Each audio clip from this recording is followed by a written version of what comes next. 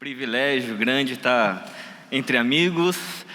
Considero a Ibaviva uma igreja que eu chamo de casa, que a gente tem muitos amigos. O Maza é um grande amigo desde a época da FLAM, né, lá em Arujá. E já vim algumas vezes aqui na Ibaviva, em semanas teológicas, e sempre é um grande privilégio poder voltar e rever, né, os irmãos. O Maza pediu para falar um pouco sobre lá o trabalho na Casa da Rocha. Lá nós temos uma escola como vocês têm aqui. Lá a gente chama Escola Metropolitana de Teologia. E a gente tem um curso de Bíblia, né, que vai de Gênesis a Apocalipse, chamado Caminho das Letras. Então é um percurso que a gente faz ali. E eu cuido da área teológica, né? Eu sou diretor lá dessa escola. Também sou diretor da FLAM, da Faculdade Latino-Americana, lá em Arujá, e uma faculdade onde eu conheci o Maza. Bom, mas vamos lá para o nosso fechamento da Semana Teológica, falando sobre esse tema importante, falar sobre o Evangelho nas diferentes áreas da vida e hoje com relação ao trabalho. Nós vamos dividir em duas partes a nossa fala hoje. A primeira parte, a gente vai fazer um percurso bíblico-teológico a respeito do trabalho, da concepção do trabalho, o trabalho à luz do Evangelho, por meio desde Gênesis e como que ele reverbera nas nossas vidas e no Apocalipse. Então, a gente vai conversar um pouco sobre o trabalho, primeiramente na ótica de Deus. E depois, na segunda parte, depois do intervalo, eu quero trazer dois casos principais. Vou falar de outros, mas dois casos principais. Um no meio corporativo, numa construtora lá de Goiânia, e um outro no aspecto eclesiástico e de uma organização social, um outro estudo de caso com relação a um trabalho lá em Uberlândia. Então, como que pessoas conseguiram aplicar os conceitos do reino de Deus na sua vivência e transformando a sua realidade. Tá bom? Então, vamos percorrer esses dois caminhos hoje. Então, vamos lá conversar sobre a ótica do Evangelho. Quero ler um texto inicialmente, que se encontra em Gênesis, capítulo 1, versos 26 a 28. E Deus disse: façamos o ser humano à nossa imagem, conforme a nossa semelhança. Tem ele domínio sobre os peixes do mar, sobre as aves dos céus, sobre os animais domésticos, sobre toda a terra e sobre todos os animais que rastejam pela terra. Assim Deus criou o ser humano, à sua imagem, a imagem de Deus o criou. Homem e mulher os criou. E Deus os abençoou e lhes disse: sejam fecundos, multipliquem-se, encham a terra e sujeitem-na. Tenham domínio sobre os peixes do mar, sobre as aves dos céus e sobre todo animal que rasteja pela terra. Amém. Esse texto é um texto bastante importante, porque mostra um conceito bíblico que a gente chama de aliança, a teologia da aliança. Quando Deus cria o ser humano em aliança para manifestar o caráter e a pessoalidade de Deus. Deus cria o ser humano com o propósito de representá-lo. O homem, ele tinha essa perspectiva de ser o vice-gerente em toda a criação. Então, quando Deus cria todas as coisas, Ele coloca o ser humano como coroamento de toda a terra, com o propósito de continuar a obra criadora de Deus. É por isso que nessa concepção de aliança, a gente diz que havia 3 mandatos e 3 ofícios. Quais eram os ofícios? Aquilo que o homem e a mulher, o ser humano, precisariam ser. Eles precisariam ser rei, profetas e sacerdotes. Eles precisariam ter realeza sobre toda a criação, porque eles representariam o rei. Eles precisariam ser profetas, porque falariam em nome de Deus a criação, por isso que o ser humano ali deu nome aos animais. E eles falariam a Deus em nome da criação. É o que a gente faz, por exemplo, nas orações. Então o homem precisaria ser e representar a Deus naquilo que ele tinha como essência. Mas o ser humano também representava a Deus por meio dos mandatos.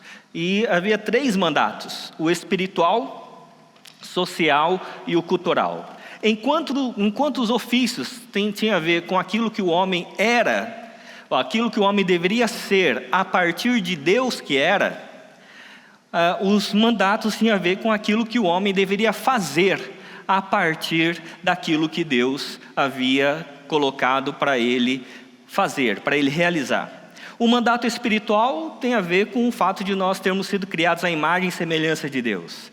É por isso que só o ser humano pode falar com Deus e falar em nome de Deus, porque fomos criados à imagem e semelhança de Deus. Nós temos esse aspecto da espiritualidade.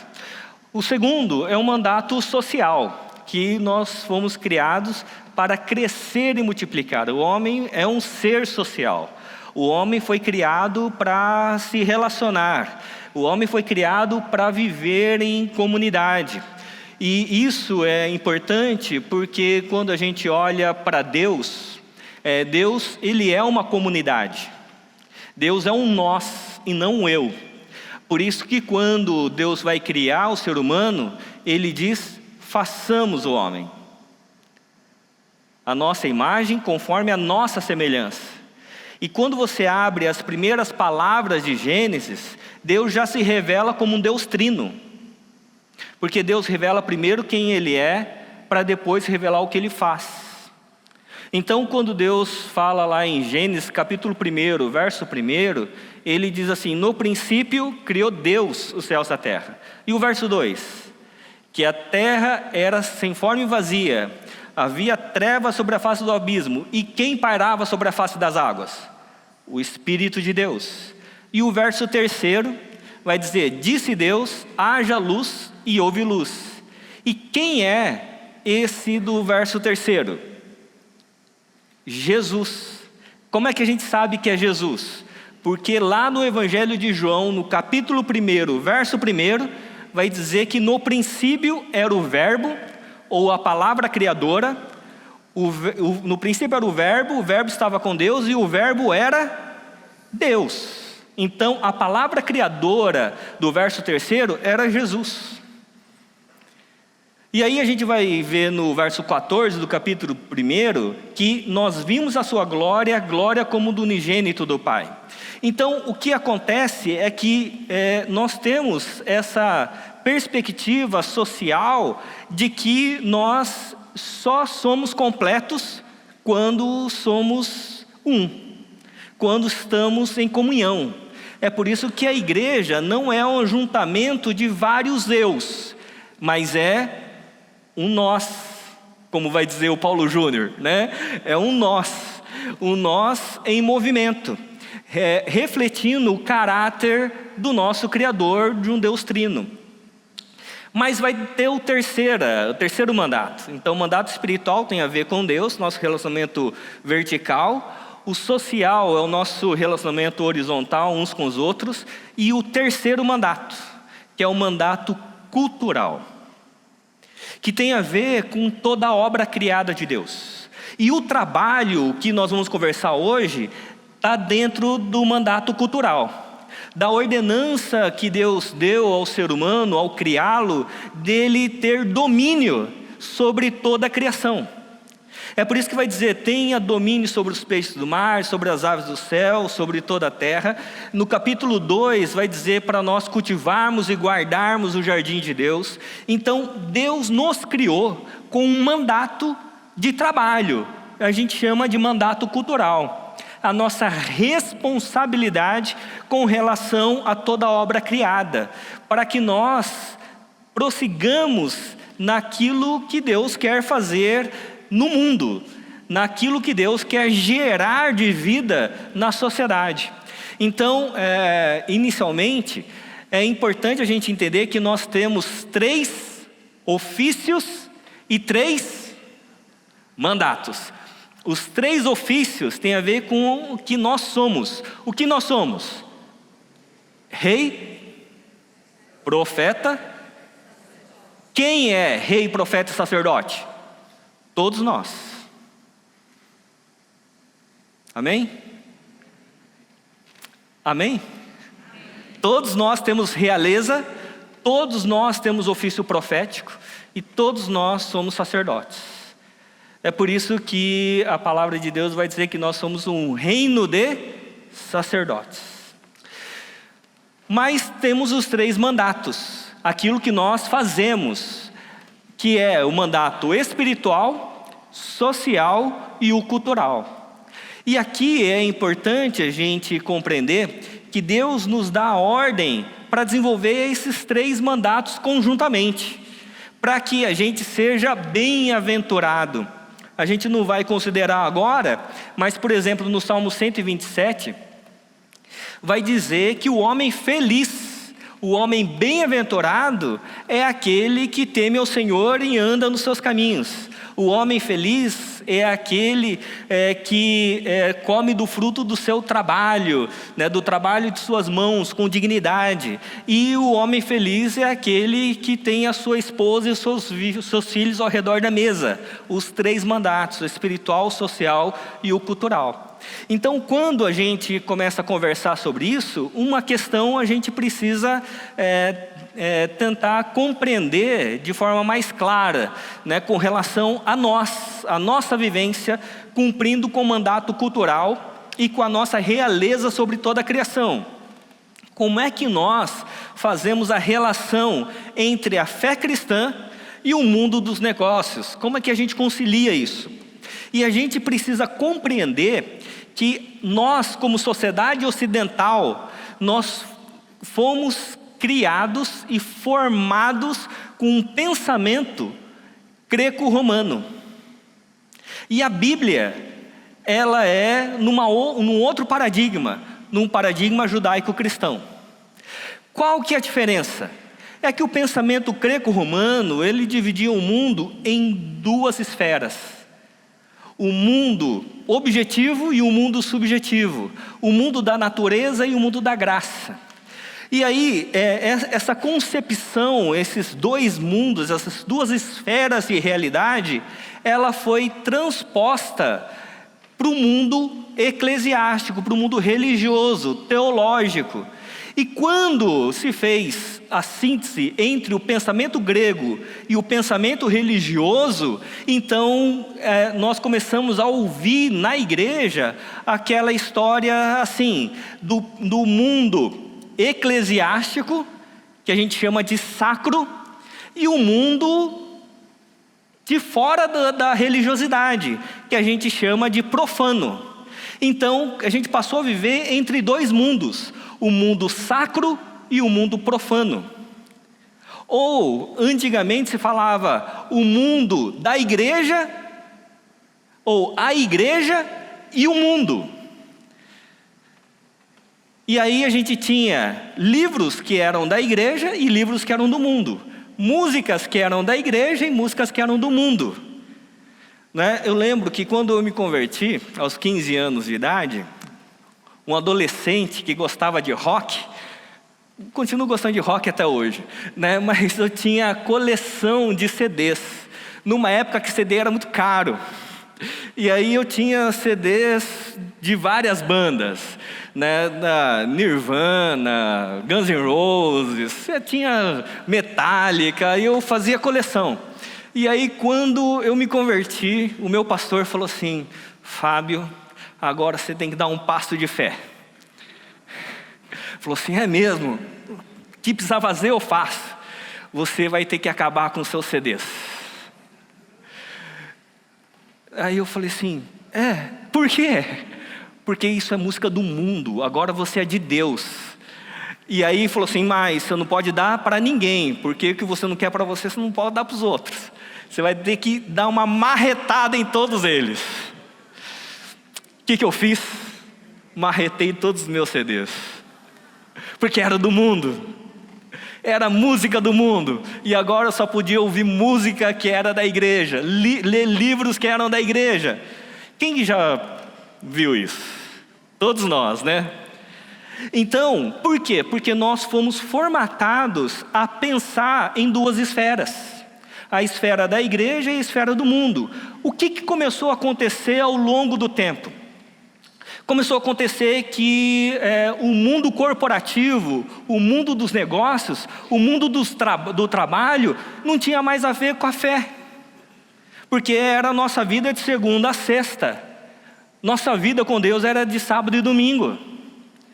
A questão era que a gente passou a deixar de produzir música de qualidade. A gente só produz música para quem é crente. A gente deixou de produzir literatura, porque agora a gente só produz literatura para quem é iniciado na fé. E aí a gente relegou o mundo fora do aspecto religioso para quem não tinha uma concepção da cosmovisão cristã. E aí, se a gente reclama da cultura de hoje, um dos responsáveis pela cultura estar tão ruim é quem? Somos nós que deixamos de marcar nossa presença com a cultura de qualidade, com escritores como C.S. Lewis, né, como escritores, nós temos os russos, né, Dostoiévski, Tolstói, grandes escritores. Se a música está ruim, por quê? Porque nós não marcamos presença. Como também, se a gente começar a olhar outros aspectos, a política está boa? Está ruim, né? Independentemente da sua ideologia. Mas por quê? Porque nós deixamos de marcar presença. No mundo dos negócios, está bom? Não, está ruim. Por quê? Porque também nós deixamos de marcar a nossa presença. Então, quando a gente olha para o mundo corporativo, o mundo do trabalho, apenas no aspecto do nosso sustento, do nosso ganho material, a gente deixa de ter o propósito espiritual que o mundo do trabalho teve desde o início, da gente refletir quem Deus é.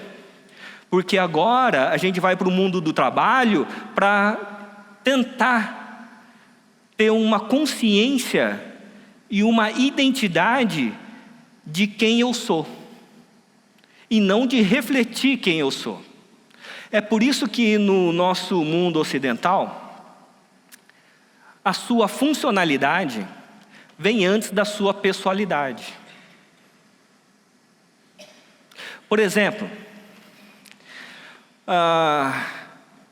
se eu sou um pastor, as pessoas me chamam primeiro pela minha funcionalidade, depois pelo meu nome. Sim ou não? Se alguém é médico, é chamado primeiro de doutor para depois falar o nome. Por quê? Porque nós somos identificados pela nossa funcionalidade, e a nossa funcionalidade passou a marcar a nossa identidade.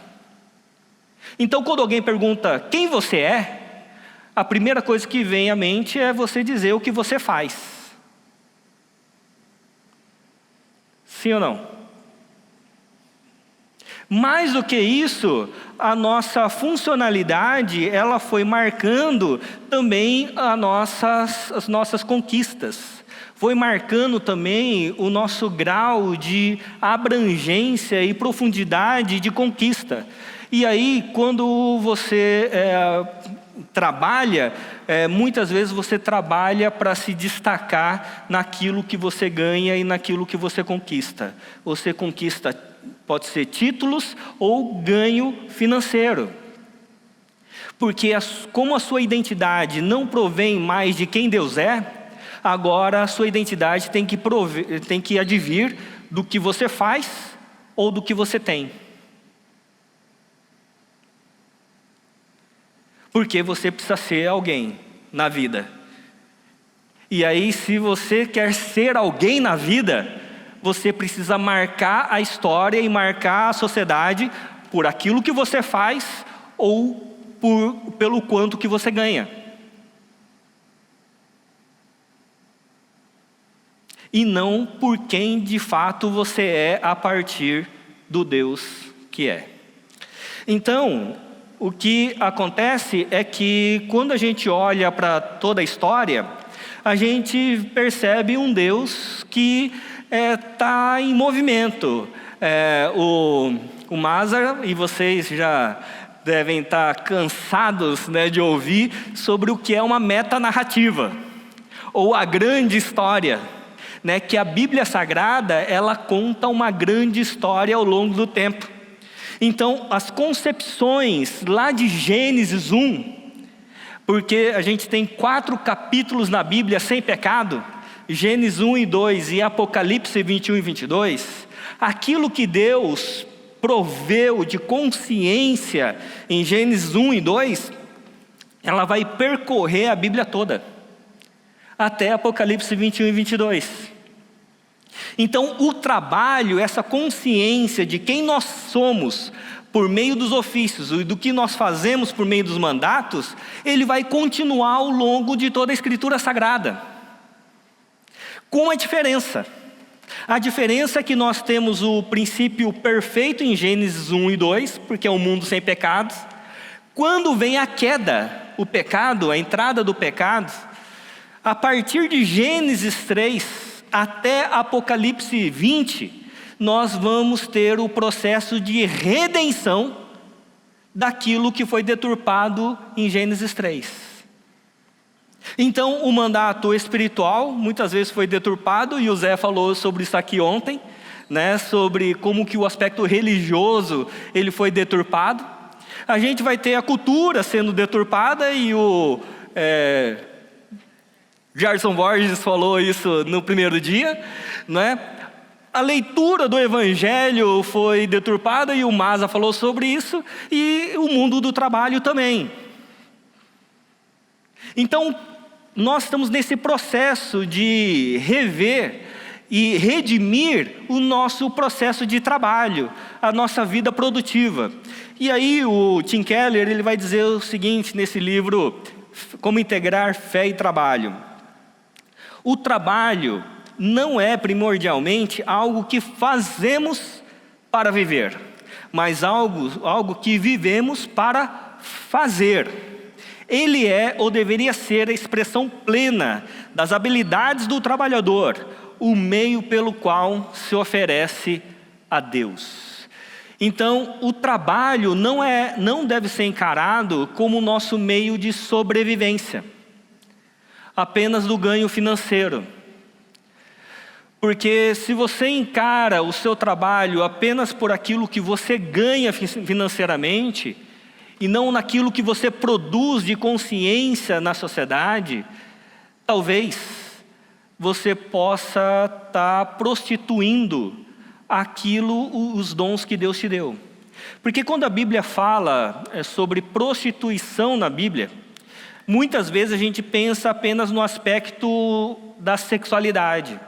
Mas quando você olha ao longo da Escritura Sagrada, a prostituição que a Bíblia vai falar das nações não é somente no aspecto da sexualidade, mas no desvirtuamento de propósito. Então, se Deus criou você para você refletir a imagem e semelhança de Deus, mas ao invés disso, você não reflete a imagem e semelhança de Deus, mas você deturpa os dons, os talentos, as competências que Deus deu a você, apenas para um ganho individualista e egoísta, a Bíblia vai chamar isso de prostituição. E que nós vamos prestar contas a Deus. Então, é importante a gente considerar algo aqui no texto de Gênesis. Deixa eu... Aí. Algo importante no texto de Gênesis. A Bíblia, ela tem uma estrutura poética chamada de quiasmo. Os quiasmos na Bíblia, elas são importantes porque elas dão ênfase. E mostrando como que a Bíblia ela foi feita, ela foi confeccionada, e a inspiração da palavra de Deus não está só nas palavras que foram inspiradas por Deus, mas inclusive na organização dessas palavras. Então, quando você tem o texto de Gênesis, e eu vou mostrar apenas 3, você tem ali alguns quiasmos que mostram essa ênfase de Deus com relação àquilo que nós precisamos produzir. O primeiro quiasmo vai de Gênesis 2, em Gênesis 2, que no capítulo 2, versos 16 e 17, vai mostrar que há uma ênfase na obediência como condição para a vida. Não dá tempo da gente explicar agora, mas se vocês olharem, o primeiro ponto lá, criação completada, tem a ver com o último ponto aqui, criação completada. E assim vem vindo como se fosse uma moldura para um centro, para um coração. E qual que é o coração de Gênesis 2? Obediência como condição para a vida. Que quando Deus chama o homem e a mulher e diz assim, olha, vocês podem comer de toda árvore aí à disposição. Só de uma árvore que vocês não podem comer. Como é que chamava a árvore? A árvore do conhecimento. A árvore do conhecimento do bem e do mal. Então, a grande questão desde o início é conhecimento. E aí o homem resolve comer dessa árvore. E aí vem um segundo quiasmo importante. Porque depois da queda, tem uma outra condição. O homem agora comeu da árvore do conhecimento do bem e do mal. Deus fecha o jardim, expulsa o homem e fala assim, olha, agora não é possível mais você obedecer como condição para a vida, porque você não consegue mais obedecer. Então qual que é agora a condição para a vida? A graça. A graça agora é a condição para que a gente tenha vida e manifeste a vida em Deus. Quem que tem essa graça? Todos. Todas as pessoas. Inclusive as não crentes? Inclusive as não crentes. Todos nós só vivemos por causa da graça. É pelas misericórdias de Deus que nós não somos consumidos. Se você respira, é porque Deus está sendo gracioso para com você. Então, a partir de Gênesis 3, a vida só se sustenta por causa da graça. Então, uma pessoa que não confessa a Cristo Jesus como Senhor, mas é um médico, é um empresário, é um faxineiro, é alguém que colabora em alguma situação, que produz alguma coisa, é por causa da graça que ele faz o que faz. Porque a graça agora é a condição da vida.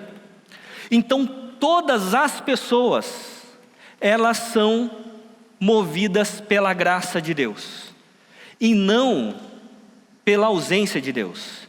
Isso aqui é importante, irmãos. Isso aqui é muito importante. Como é o seu nome, por gentileza? Davi. Davi, você faz o quê? Trabalha no mercado financeiro. Muito bem.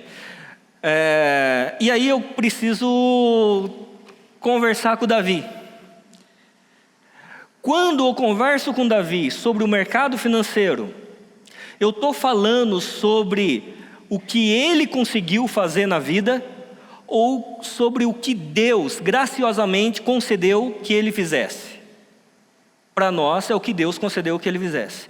Então quando eu converso com Davi sobre o que ele faz, eu estou conversando sobre a presença de Deus na vida dele. Amém? Não é isso? Não estou falando sobre ele, estou falando sobre o que Deus faz por meio dele. Então quando eu converso com Davi, independentemente da religião que ele professe, eu estou falando da presença de Deus na vida dele e não da ausência. Sim ou não? Só que o que a gente faz? A gente divide as pessoas pela ausência de Deus e não pela presença de Deus. se eu trabalhar pela presença de Deus, eu posso conversar com qualquer um? Posso, porque todas as pessoas têm a presença de Deus por causa da graça, como condição para a vida. Só que muitas vezes eu divido as pessoas pela ausência de Deus. Esse é crente, esse aqui não é crente. Então eu vou procurar um consultor financeiro que seja crente. Isso quer dizer que vai ser melhor? Não. Vou procurar um médico se ele for crente. Quer dizer que vai ser melhor? Não. Por quê? Porque o que faz a pessoa ser o que ela é, não é a ausência de Deus, mas a presença de Deus. Se ela vai reconhecer ou não, aí é outra coisa. Amém? Amém, irmãos? Glória a Deus. Aleluia. Então, a gente pode conversar com qualquer um? Claro. Porque a gente trabalha a partir da presença e não a partir da ausência. E aí, vem um outro quiasmo importante para nós. Que quando vem o dilúvio. Porque o dilúvio, aí no capítulo 6, aí tem do capítulo 6 ao capítulo 9, vai ter um aprofundamento da maldade de Deus. Maldade de Deus nada, né? Maldade do mundo que Deus havia feito por causa do ser humano. E aí o que acontece? Nesse aprofundamento da maldade, Deus fala assim, olha, eu vou renovar todas as coisas. E aí eu vou fazer um protótipo do que é o Evangelho. Um anúncio de que o mundo vai acabar. Então, o dilúvio é um protótipo do final de todas as coisas. No Antigo Testamento. Então, o dilúvio é o protótipo do que nós estamos vivendo. De que o mundo vai acabar. Vai acabar por Deus. Deus vai dar fim a todas as coisas. E aí, nesse protótipo, é interessante que depois disso, você vai ter duas referências importantes em Gênesis. A Torre de Babel e Jerusalém. Em Gênesis 11 e 12. A Torre de Babel, depois do dilúvio, vai ser o mundo dos homens. É quando os homens resolvem criar uma torre que chega até a Deus. E aí, quando os homens criam essa torre, Deus olha para aquilo que o homem havia criado e Deus reprova. Deus reprova o que o homem estava fazendo. E aí Deus chama quem? Abraão. Abraão para formar uma nova sociedade como resposta a Gênesis 11. A sociedade que o homem estava querendo formar. Apenas para sua autoglorificação. E aí, Gênesis 12, quando Deus tira Abraão lá de Ur dos Caldeus, que era ao lado de Babel, ele chama para uma terra que ele mostraria. Que terra era essa? Canaã. E se você observar Canaã ele está no centro do mundo. Porque se você olhar ali, Deus tira Abraão de Ur dos Caldeus e leva para a região de Canaã. Canaã era a rota de passagem de 3 continentes. Ao norte, ali, você tem a Europa e a Ásia. E ao sul, você tem a África. Então, quem quisesse sair da Europa e ir para a África, tinha que passar por onde? Por Canaã. Por que Deus colocou a comunidade de Israel em Canaã? Por causa disso aqui em Deuteronômio 4, verso 5. Esse é o propósito. Vai dizer assim: eis que eu lhes tenho ensinado estatutos e juízos, como o Senhor meu Deus me ordenou, para que vocês os cumpram na terra que passarão a possuir. Portanto, guardem e cumpram essas leis, porque isto será a sabedoria e o entendimento de vocês aos olhos dos povos que, ouvindo todos esses estatutos, dirão: de fato, esse grande povo é gente sábia e inteligente. num mundo marcado pela maldade, como era o mundo do dilúvio e o mundo da Torre de Babel, Deus chama um povo para dizer assim: olha, eu vou dar orientações para vocês. Para esse mundo marcado por egoísmo e por ganância. E quando vocês cumprirem essas minhas ordenanças, vocês vão se destacar. Porque nessa sociedade que vocês vão formar, e eu vou colocar vocês no centro do mundo, quando as pessoas passarem por vocês, as pessoas dirão: este grande povo é gente sábia e inteligente. Por quê? Porque eles vão passar aqui e vão ver que aqui não tem pobreza. Como diz Davi no Salmo, que ele vai dizer: fui moço, hoje sou velho, mas nunca vi um justo mendigar o pão. Porque Deus vai dar leis de distribuição. Quando as pessoas passarem por aqui, eles vão perceber que aqui não tem pandemia como tem em outros lugares. Por quê?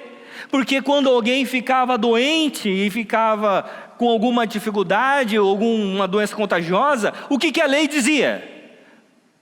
Para separar a pessoa do meio do povo.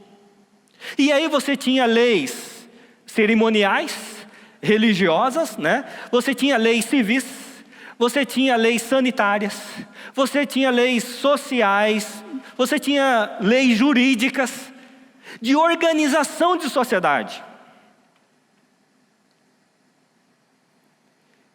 E como o povo judeu era um povo que precisava refletir o caráter de Deus, eles precisavam trabalhar.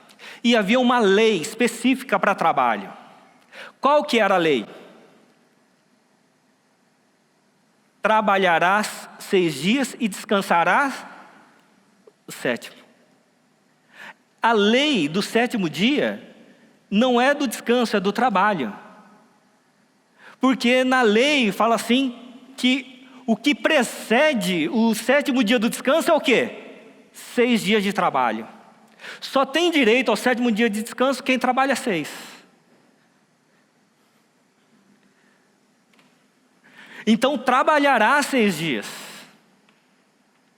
E aí, porque toda a comunidade precisava refletir o caráter de Deus. E aí, para a gente encerrar aqui esse momento, antes da gente ir para o intervalo e eu mostrar algumas coisas práticas, alguns casos práticos, é importante a gente diferenciar, dentro da concepção do Evangelho e daquilo que Deus estava formando, a diferença entre o que a gente entende como uma perspectiva, uma compreensão simplesmente moral ou ética. A compreensão moral do Evangelho é a gente começar a diferenciar as coisas do certo e errado.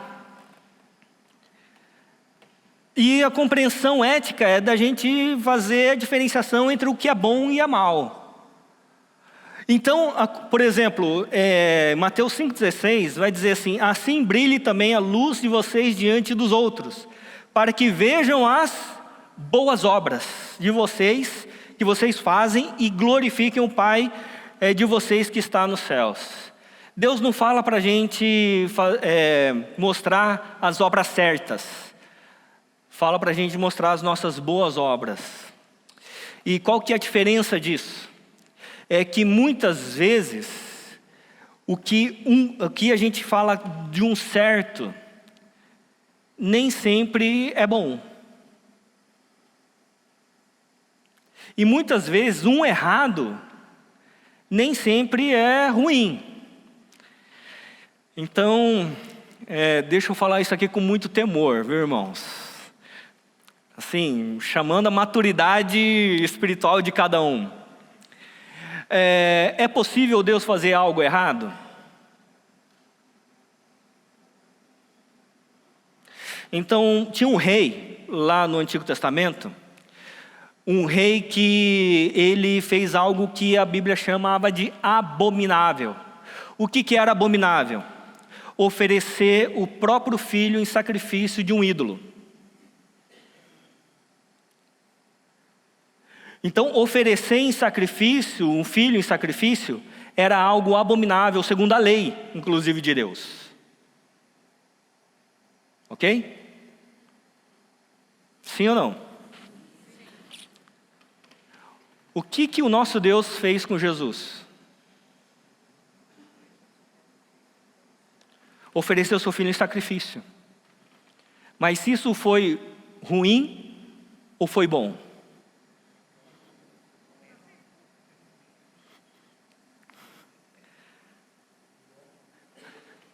Então, o que acontece é que quando a gente vai para além do certo e errado, numa concepção ética, a gente começa a perceber que mesmo que algo que aparentemente ali, inicialmente, pode aparentar ser errado, mas é bom porque cumpre um propósito eterno, de uma redenção de todo errado, de uma redenção de todas as estruturas. Então, quando Deus nos chama para fazer algo, não fala para a gente só fazer o que é certo, porque o certo é o mínimo. Deus fala para a gente fazer o que é bom. É por isso que quando Jesus está lá no Evangelho de João, no capítulo 8, e vem ali algumas pessoas, alguns religiosos, que faziam diferença entre o certo e o errado, eles trazem uma mulher. O capítulo 8, verso 1 de João. Jesus, no entanto, foi para o Monte das Oliveiras. De madrugada voltou novamente para o templo e todo o povo se reuniu em volta dele. E Jesus, assentando, nos ensinava. Então os escribas e fariseus trouxeram à presença dele uma mulher, surpreendida em adultério, e fazendo-a ficar em pé no meio de todos, disseram a Jesus: Mestre, essa mulher foi surpreendida em flagrante adultério. Na lei, Moisés nos ordenou que tais mulheres sejam apedrejadas. E o Senhor, o que tem a dizer? Eles estavam falando para Jesus dar um veredito pelo certo e errado. Segundo a lei, o que era certo se fazer? Apedreja. Mas isso era bom? Então, o que Jesus faz? Ele começa a escrever na areia. E fala assim: olha, quem não tiver pecado, atire a primeira pedra. Quem for todo certo, atire a primeira pedra. Quem não tiver nada de errado, atire a primeira pedra. E ele começa a escrever na areia. E a Bíblia diz que dos mais velhos para os mais novos, um a um começou a ir embora. Até que ficou só a mulher. E aí Jesus diz: mulher, cadê seus acusadores? Ninguém te condenou? Ela fala assim: não. Então eu também não te condeno, vá e não peques mais. Posto isto, a gente vai conversar na segunda parte sobre alguns casos de pessoas que foram para além do certo e errado no mundo corporativo. Pessoas que compreenderam a ética do reino de Deus e não a moral da religião. Amém? Entenderam a diferença? Uma coisa é a moral da religião, outra coisa é a ética do reino de Deus. E fizeram e formaram as suas empresas a partir da ética do reino de Deus e não a partir da moral religiosa e nem das leis civis. Mas foram muito além. E empresários que começaram a pastorear outros empresários. E esses outros empresários que não conheciam a Deus começaram a dizer: que gente sábia e inteligente é essa? Da onde vem esse conhecimento? Depois do nosso intervalo. Bom, vamos lá para a nossa segunda parte. E agora eu quero conversar um pouco com vocês sobre casos de pessoas que entenderam sobre a ética do reino de Deus, que vai muito além da moral religiosa, e como que eles materializaram isso na vida profissional deles. O primeiro caso é do Cláudio Carvalho. Cláudio Carvalho é um amigo, uma pessoa, uma pessoa incrível. Ele é um empresário do ramo de construção. Ele tem uma construtora em Goiânia chamada New Inc. E aí, o que acontece é que a FLAM, nós tínhamos algumas pós-graduações fora de Arujá. Uma das pós-graduações que nós montamos lá em Goiânia, na Igreja Sal da Terra, foi de Teologia e Transformação Social. E aí, um pastor amigo, Paulo Júnior, a gente conversou e a gente queria montar uma pós-graduação que conversasse com empresários. Lá, a Igreja Sal da Terra, em Goiânia, ela fica no Alphaville de Goiânia. Então, ela fica ali em meio aos condomínios e muitos empresários. Então, a gente montou uma pós-graduação em Teologia e Transformação Social para dialogar com empresários. E era interessante que nessa pós lá, quase metade era de não cristãos. E aí a gente foi ensinando ali sobre a questão da ética do reino. Um dos coordenadores desse projeto era o Cláudio Carvalho, que é um dos presbíteros lá da igreja. E aí foi interessante porque o Cláudio, ele tem uma construtora, e a construtora dele tem 3 ênfases, né? A natureza, a economia e o conceito de nós, de que ninguém é independente na sociedade, todo mundo forma um coletivo. E ele queria, numa das plantas que ele ia desenvolver, manifestar uma ética do reino de Deus. E aí ele chamou um time para discutir a planta, que iam ter 4 torres, era um projeto grande, e ele formou um time com psicólogos, teólogos, pessoas ali para colaborar com a concepção do projeto.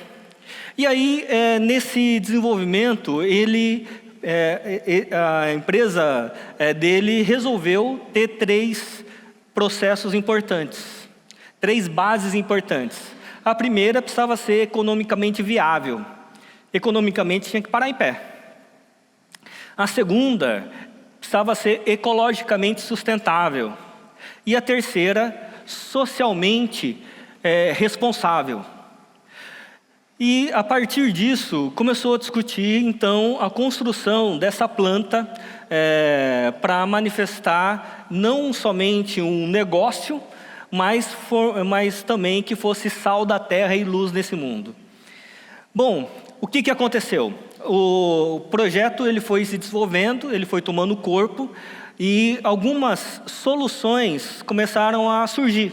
Por exemplo, no aspecto de ser ecologicamente responsável, sustentável, melhor dizendo, resolveu-se que nessa planta seria resíduo zero. Não teria caçamba para jogar no lixão da cidade. E aí, ele fez como se fosse uma usina dentro da planta, da planta ali da construção, para triturar todo o resíduo. E o que pudesse triturar formaria os drywalls internos dos apartamentos.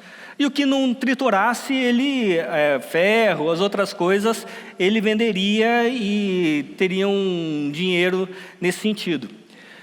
O que surgiu, não só da questão do resíduo zero, mas também ser socialmente responsável. Que a economia que ele teria com as caçambas, e numa planta construindo 4 torres, seriam muitas caçambas que seria necessário.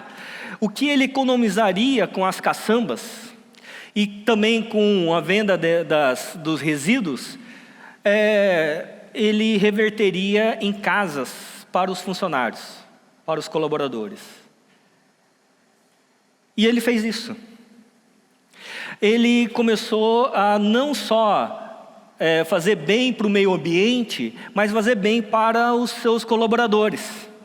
E foi interessante que no começo ele tinha uma certa economia e ele construía uma casa, ele sorteava entre os funcionários. Falava, vamos fazer um sorteio aqui para saber quem vai ganhar a casa agora, né? E aí surgiu em meio aos funcionários, falando assim, olha, por que esse mês, ao invés do sorteio, a gente não dá para o João ali, ó? Porque ele precisa mais do que a gente. E aí foi interessante que eles começaram a identificar quem precisava mais. E aí ele foi formando isso. Ele foi formando essa consciência, ele montou uma escola dentro da planta do que ele estava construindo.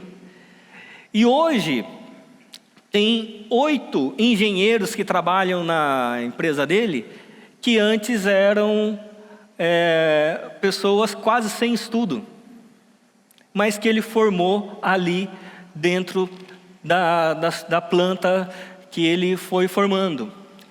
Isso começou a ser reconhecido.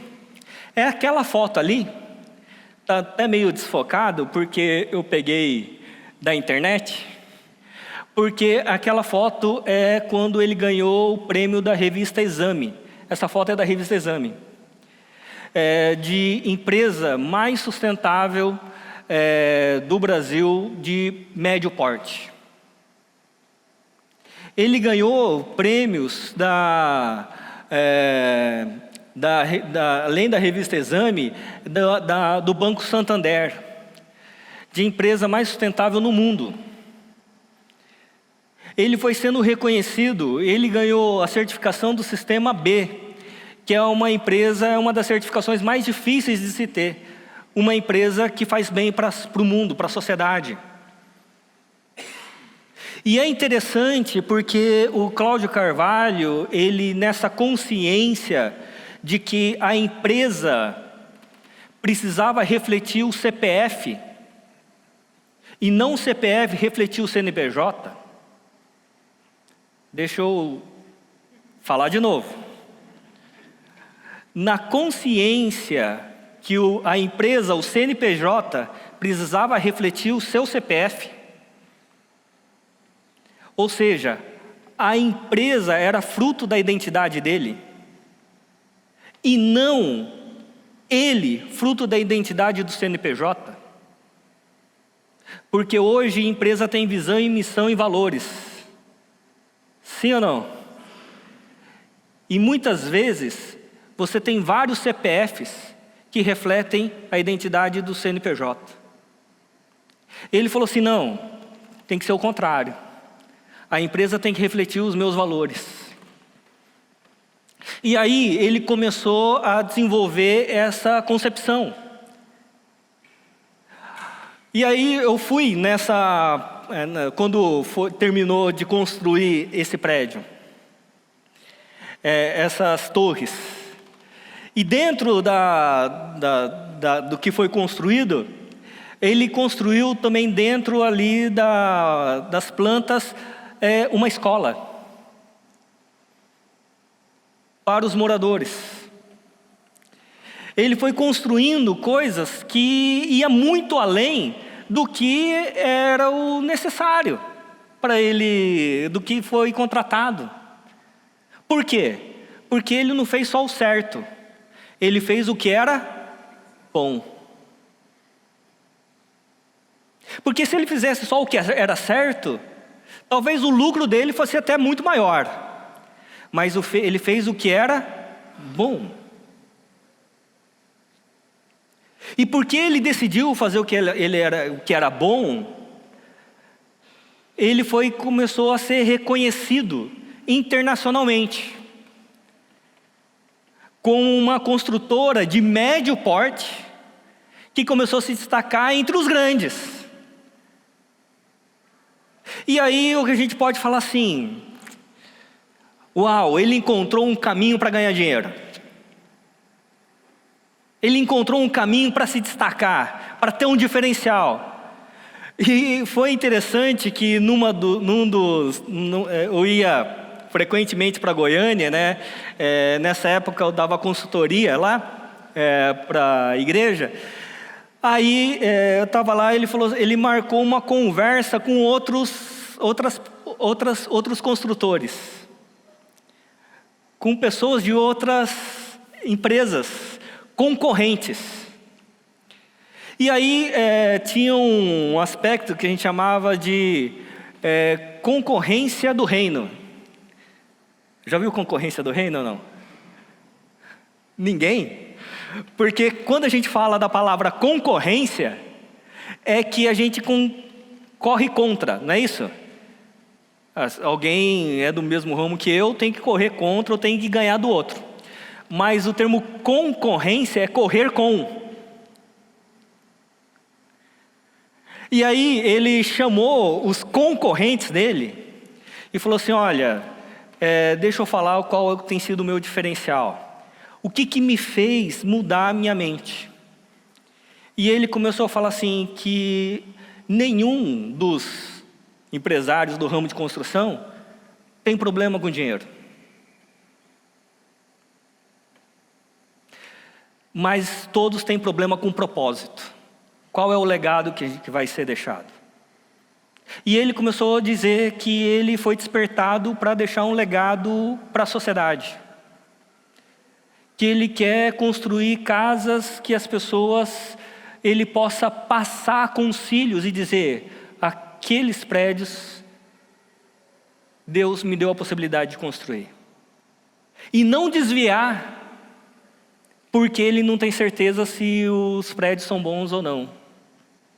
Ele começou a dizer que ele precisava deixar um legado de um produto que fizesse bem à sociedade, fizesse bem à ecologia,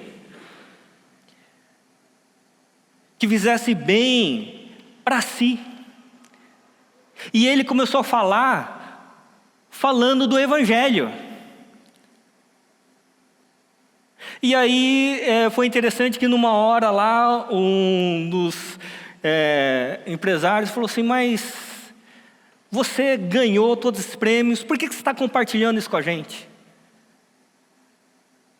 E aí ele falou que ele via as pessoas ali como concorrentes, que eles corriam com, e que eles tinham a possibilidade de fazer os melhores apartamentos com os preços mais justos para a cidade.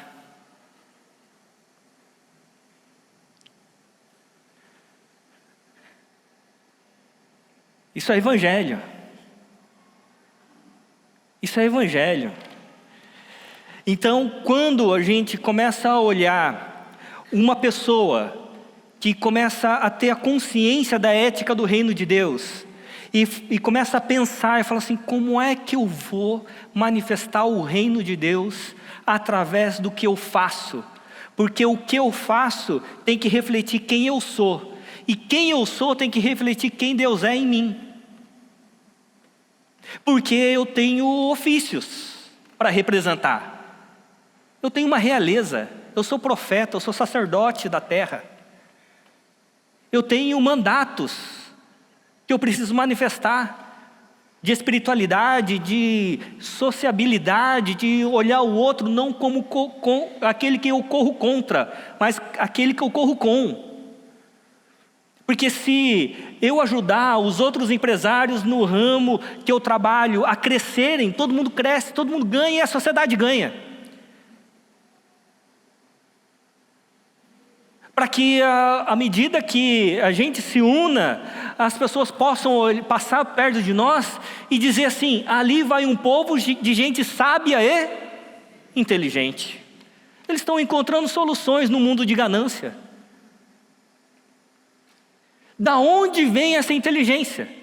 Aí você dá a resposta: do Evangelho do nosso Senhor Jesus Cristo. Por isso que o René Padilha, um teólogo latino-americano, ele vai dizer que uma das grandes tarefas da igreja talvez não seja dar resposta, mas gerar perguntas. Por que nós somos um povo que se ajuda? Por que no nosso meio não há necessidade? Por que no nosso meio, quando alguém precisa, tem alguém que apoia? Por que no nosso meio, quando um jovem precisa de ajuda, de mentoria, ele encontra? Por que no nosso meio todos os nossos filhos estudam? Por que no nosso meio todo mundo gosta de trabalhar? Porque quando a gente pensa em trabalho, há uma ilusão da gente querer trabalhar no que gosta. E se a gente for trabalhar no que gosta, ninguém trabalha. A gente tem que aprender a gostar de trabalhar, a sermos produtivos no reino de Deus, a dizer como Paulo que eu combati o bom combate. É um combate, é uma luta, mas uma luta que a gente se sacrifica, a gente se doa por aquilo que Deus quer fazer em nós e através de nós. Para que através daquilo que a gente faça, as pessoas vejam quem nós somos. E depois de ver quem nós somos, as pessoas passem a ver quem Deus é em nós.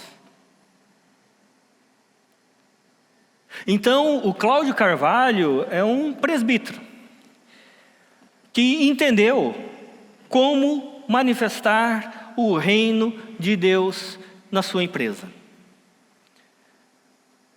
E o interessante é que quando ele começou essas reflexões, ele precisou de ajuda e ele chamou o conselho da igreja a ajudar a pensar a empresa dele. Interessante, né? Porque ele tinha todo o conhecimento de processos administrativos, financeiros, todo o processo técnico, mas lhe faltava o direcionamento ético a respeito do reino de Deus. E ele formou um time para pensar sobre a empresa dele. Que nome a gente daria para isso?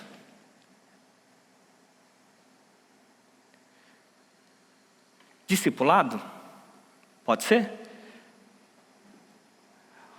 Um discipulado que vai para além do aspecto religioso, da moral religiosa, mas um discipulado que transborda para a vida e se manifesta na ética do reino.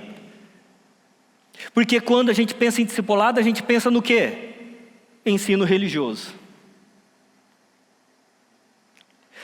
Mas quando a gente está conversando sobre negócios, é possível a gente pensar sobre discipulado? É possível. A gente discipular sem a linguagem religiosa. Então, o Kevin Van Hooser, ele vai dizer assim: a teologia pública é um conceito de uma teologia que vai para além da eclesia, da igreja. É uma teologia pública.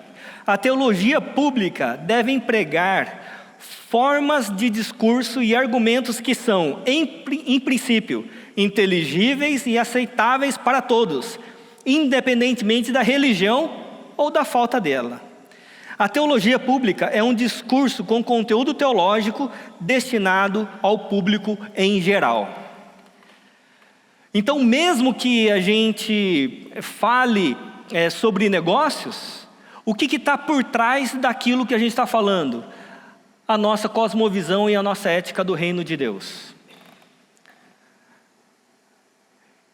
E eu tenho certeza que aqui tem vários cases também de profissionais que estão aplicando o conceito da ética do reino na sua profissão, na sua maneira de lidar com o que você faz. Então é importante a gente compreender isso. Por quê? Porque quando a gente pensa sobre sociedade, a gente tem 3 setores na sociedade. O setor político, né, ou público, corporativo e as ONGs, o terceiro setor, o primeiro, segundo, terceiro setor. E tem as pessoas em geral, a sociedade. Quem que faz a intermediação entre os poderes político, econômico e do terceiro setor, social, e as pessoas? A igreja. A igreja que não é o aspecto institucional, a igreja que somos nós. Nós que representamos a Deus. Então, quem manifesta na sociedade o aspecto real, profético e sacerdotal, somos nós. Somos nós. Nós temos realeza. É por isso que quando a gente começa a olhar, de fato, quem nós somos, a Bíblia vai dizer que nós somos, não que nós seremos. Nós somos sal da terra e luz nesse mundo, por meio do que nós fazemos. Quando você tem, lá em Êxodo 19, a Bíblia dizendo que vós sereis um reino de sacerdotes. Quando você tem 1 Pedro, capítulo 2, verso 9, não é mais vós sereis. 1 Pedro vai dizer, vós sois um reino de sacerdotes.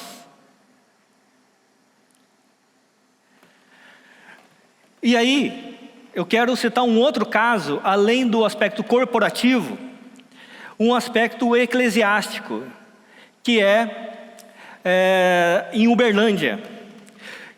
Um grupo de jovens, 12 jovens, que há alguns anos atrás começaram a pensar a sociedade, começaram a pensar o reino de Deus. E eles eram 12 jovens que estavam na igreja. E começaram a falar assim, como é que a gente pode ajudar a sociedade? E aí eles viram, perto da igreja, um UAI, lá em Minas. O UAI em Minas é o BS. Eles chamam de UAI lá, né? O que será? E aí eles viram e falaram assim, olha, vamos ajudar ali o UAI ali, né? E aí eles começaram a ajudar e tinha gente que estava estudando direito, economia, estava estudando engenharia, tinha vários engenheiros. Eles começaram a ajudar e começaram a dar eficiência para aquela UBS. A cidade falou assim, olha, vocês precisam se organizar como uma OS, uma organização social. E eles se organizaram, lá Missão Sal da Terra em Uberlândia. Quando eles se organizaram, a cidade passou um AI para eles cuidarem. E foi crescendo. Hoje, a cidade de Uberlândia, eles têm em torno de 750 mil habitantes. Mas eles recebem pessoas da região, e eles atendem em torno de 1 milhão de pessoas. A Missão Sal da Terra, ela cuida de 2 quadrantes. Ou seja, metade da cidade. Eles têm hoje em torno de 4 mil colaboradores, a organização social deles. Mais do que isso, eles ganharam o prêmio de eficiência nacional na área da saúde. E a igreja que eu pastoreio lá em São Paulo, a igreja presbiteriana Taian, Taian significa grande paz em taiwanês. Eu pastoreio uma igreja de asiáticos. Então o que acontece é que quando os taiwaneses vieram para o Brasil, os pais deram 2 opções para os filhos. Ou vocês estudam engenharia ou estudam medicina. E hoje, mais da metade da igreja é de médico. E aí, o que eu fiz? Como eu trabalhei um bom tempo lá em Uberlândia também, e lá em Uberlândia nós também fizemos a pós-graduação em Teologia e Transformação Social lá na igreja, e a gente tem muitos amigos, inclusive da Missão Sal da Terra. Eu fiz uma caravana e a gente foi com os médicos lá para Uberlândia, em julho agora. Levei os jovens que estão estudando medicina e alguns diretores de hospitais. O que aconteceu? a gente visitou alguns lugares, né? Ali, ó, ali está escrito Y, né? É uma UBS lá, tá bom? E aí, mas eu quero mostrar esse centro de internação pediátrico aqui. Por quê? A cidade estava com um problema com relação ao TEA, transtorno de espectro autista. E eles não sabiam o que fazer. E aí eles chamaram quem? Para conversar e achar uma solução? O conselho da igreja. Um conselho da missão. Falou assim, olha, como é que a gente dá a solução para essa questão do transtorno de espectro autista? E eles começaram a conversar, começaram a orar, começaram a discernir como desenvolver algo nesse sentido. E aí eles desenvolveram esse ambulatório. E por que eu estou mostrando isso para vocês? Porque quando a gente fala que nós somos um reino de sacerdotes, nós temos realeza sobre a terra, a partir da ética do reino de Deus, a cidade começou a chamar o conselho da missão para dar solução para a cidade. Isso é governança. A cidade passou a ter governança sobre, a igreja passou a ter governança sobre a cidade, sem precisar do aspecto político, mas apenas com o aspecto vocacional.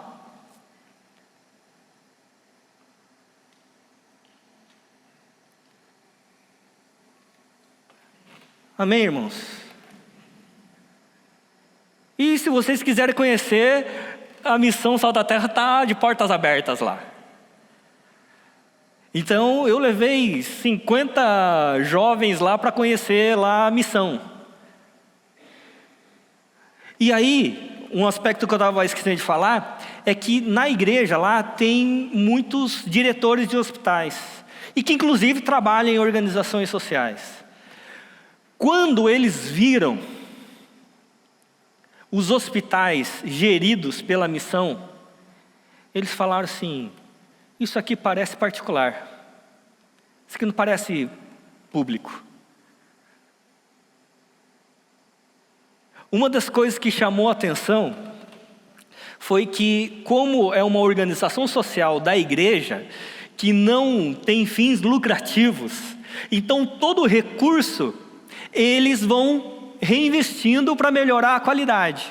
E como estava sobrando dinheiro, eles contrataram em cada ambulatório, hospital, uma pessoa para fiscalizar o andamento dos processos. Então, por exemplo, você chega lá no ambulatório, no hospital, pega uma senha. E você está lá esperando. Se a atendente demora para te atender, tem uma pessoa que só fica olhando porque que está demorando. Não é você que precisa ir lá ver. Depois que você é atendido, a pessoa vai acompanhando. Você já viu isso ou não? Lá em Uberlândia tem. Numa questão pública. E por que tem? Porque está sendo gerido por gente sábia e inteligente.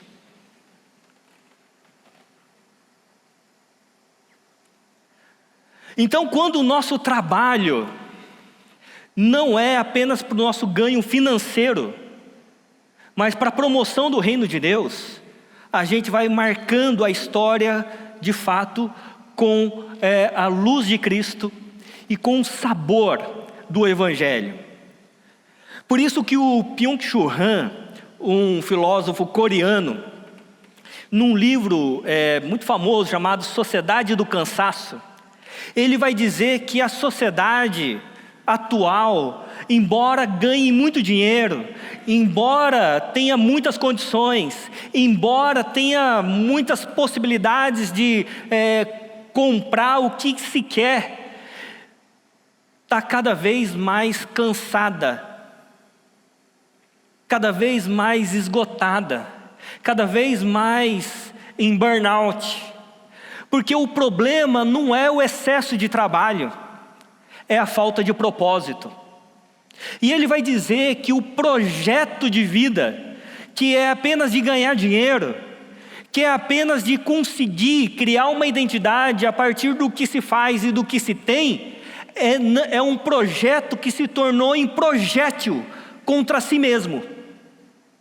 E esse projétil contra si mesmo tem formado uma sociedade do cansaço adoecida e que muitas vezes tem desembocado, como ele diz lá no livro, em depressão e suicídio. Porque o problema da sociedade do cansaço de hoje não é trabalhar muito, é trabalhar sem propósito.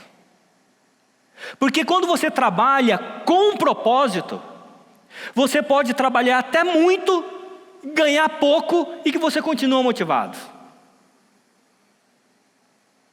Porque a sua mensuração não é o que você tem nem o que você faz, é quem você representa.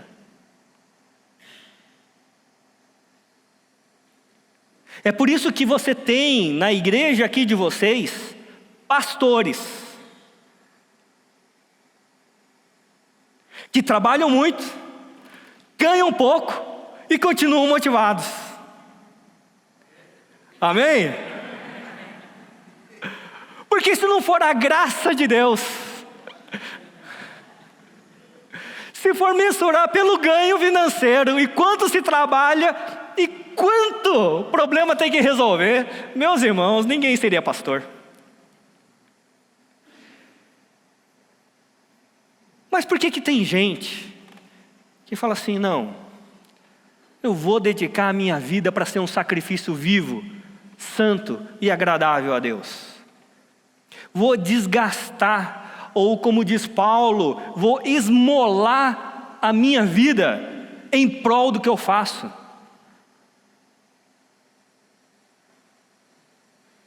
Porque a questão não é o quanto se trabalha. Porque Deus nos chamou para trabalhar e trabalhar bastante. Porque o problema do cansaço do trabalho era a queda. Por isso que na queda Deus falou assim que você vai comer do suor do seu rosto. Porque o trabalho tinha um aspecto de cansaço. Mas quando a gente crê em Cristo Jesus, o trabalho é redimido para nós. Então a gente continua trabalhando e trabalhando muito, mas agora com outro propósito. O propósito não da gente criar uma identidade por meio do que a gente faz, mas revelar quem nós somos e quem Deus é por meio daquilo que nós fazemos. Então agora a gente trabalha como representação, porque agora a gente está representando Deus e não buscando uma própria identidade. E aí, o que acontece é que quando a gente compreende essa perspectiva, então agora o trabalho não é só mais para o nosso ganho financeiro, como vai dizer o Byung-Chul Han na Sociedade do Cansaço. Agora a gente começa a estabelecer propósito. Por que eu faço o que eu faço? E por que eu vou continuar fazendo o que eu faço? E o que eu estou produzindo com o que eu faço? Quem que eu estou representando por meio do que eu faço?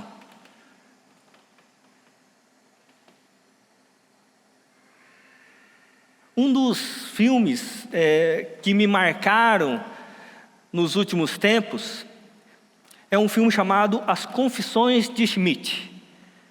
Quem já viu esse filme? Uau, ninguém. Só um viu. As Confissões de Schmidt. Assistam. É um filme daqueles que dá sono, mas é legal. Por isso que ninguém assistiu. As Confissões de Schmidt. É um livro, uma história verídica, que é uma confissão de um homem que ficou sozinho e sem trabalho. Era um homem que apostou tudo na vida, em duas coisas: trabalho e família. E ele percebeu que a dedicação dele no trabalho, que ele dedicou a vida toda, chegou um momento que as pessoas olharam para ele e disseram: você está ultrapassado. Você não é mais importante para nós. E aí ele aposenta. Ele chegou um momento da vida que os filhos foram embora. E ele ficou sozinho. E ele começa a fazer as confissões dele.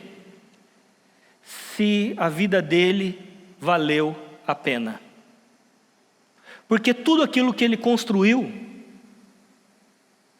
agora não tinha mais nada. O que você está construindo? E a Bíblia vai dizer que há duas realidades importantes. É importante a gente diferenciar o que é o dualismo da dualidade. O dualismo é aquilo que eu falei do pensamento greco-romano. A dualidade é quando a gente fala dia e noite, eternidade e temporalidade, por exemplo. Todos nós aqui, nós somos eternos ou temporais?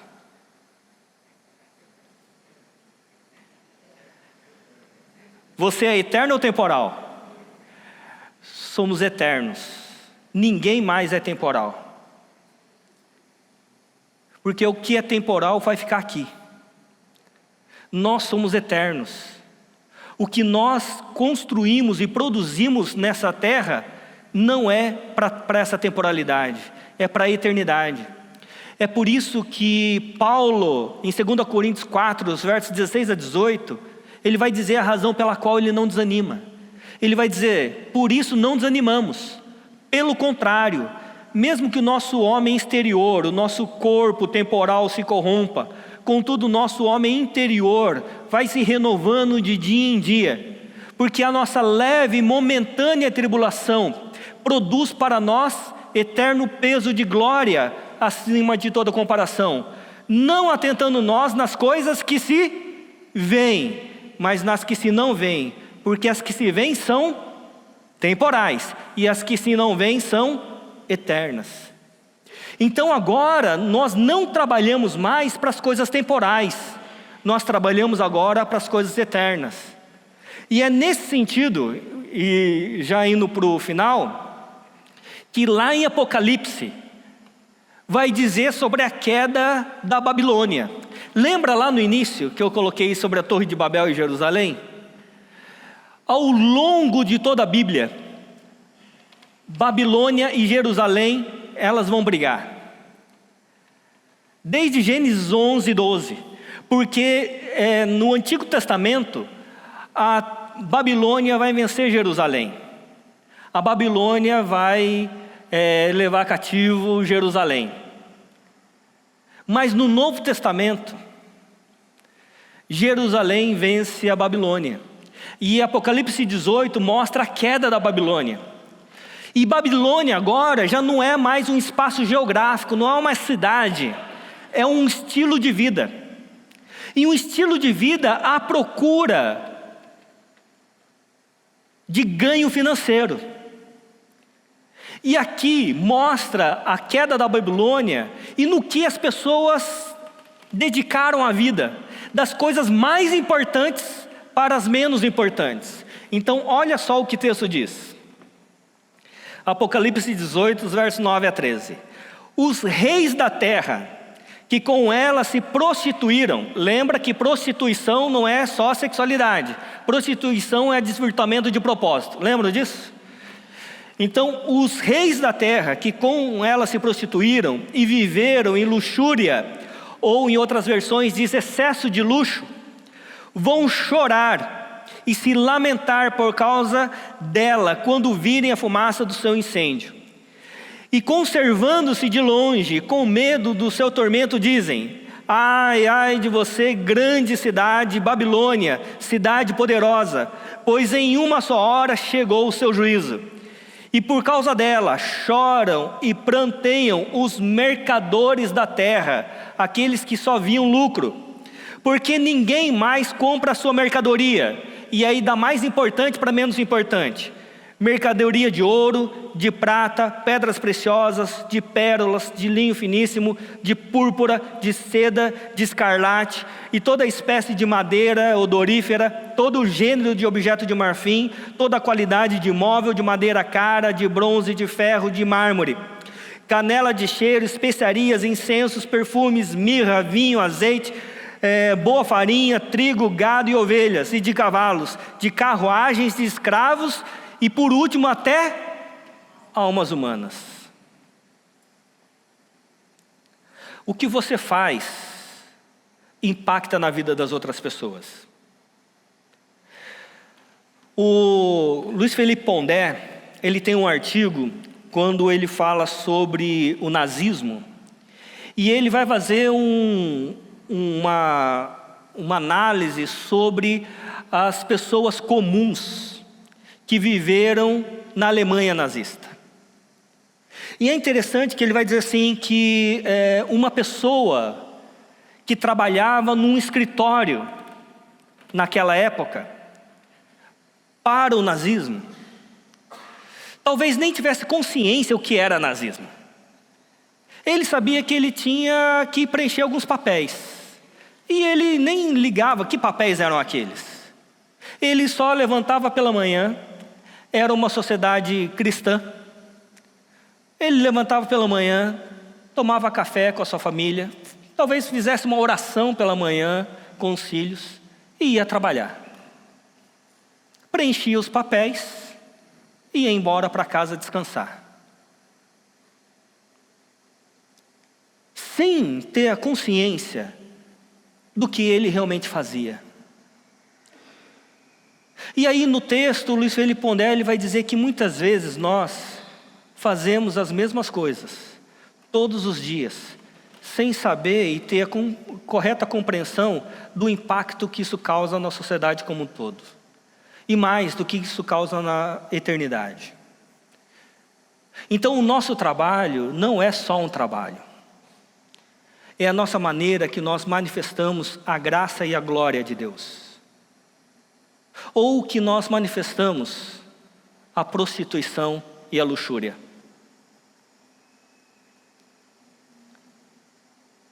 Ou nós vivemos na Babilônia, ou nós vivemos para Nova Jerusalém. E no texto de Apocalipse 18, vai se repetir várias vezes: sai dela, povo meu.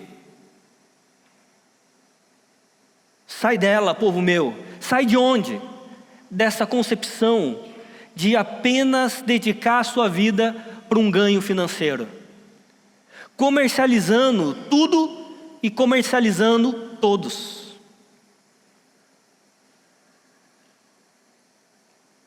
Porque quem vive somente por um ganho financeiro faz um desvirtuamento do propósito da graça de Deus na sua vida. E você prostitui os dons que Deus te deu.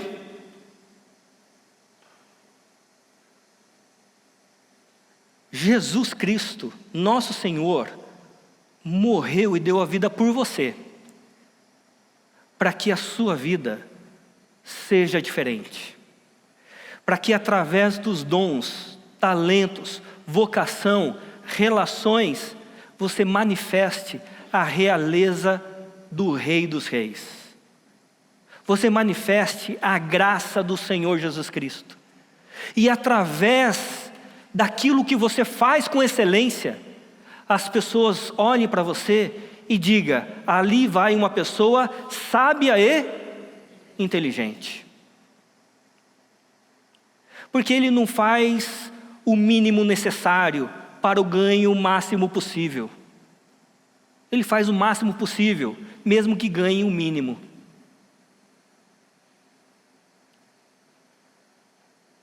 E aí a gente começa a emanar o bom aroma de Cristo Jesus. Porque o nosso trabalho agora, de fato, é para a glória do nosso Deus. É para a glória do Altíssimo. Não é mais para que a gente consiga uma identidade por meio daquilo que a gente faz e pelo tanto que a gente tem. Mas a gente manifeste de fato a glória do Senhor em tudo o que nós fazemos e com todos que nós nos relacionamos. Porque nós somos rei, profeta e sacerdote nos nossos ofícios e nós desenvolvemos a nossa espiritualidade, a nossa sociabilidade e a nossa cultura, a nossa vocação nos nossos mandatos. E quando a gente tem um povo que faz isso, então a gente começa a ser uma expressão não somente da nossa moral religiosa, mas a gente começa a ser uma expressão da ética do reino de Deus. Amém? Vamos orar? Pai Santo, obrigado, Senhor, pela Tua graça, pelo Teu amor. Obrigado, Senhor, porque o Senhor nos chamou, vocacionou cada um de nós, para que pudéssemos expressar quem o Senhor é através das nossas vidas. Obrigado, ó Deus, por esta igreja que tem se dedicado ao estudo da Tua palavra, que tem se dedicado a cumprir com o Teu chamado, tem, ó Deus, se dedicado a expressar, a materializar as virtudes do Senhor. Quero, ó Deus, e peço que o Senhor multiplique a Tua graça e as Tuas virtudes sobre cada um dessa igreja. E que assim, ó Pai, nessa cidade, ó Deus, nessa região, as pessoas possam saber que é um povo sábio e inteligente, que não olha somente para o ganho financeiro, mas olha para a glória eterna.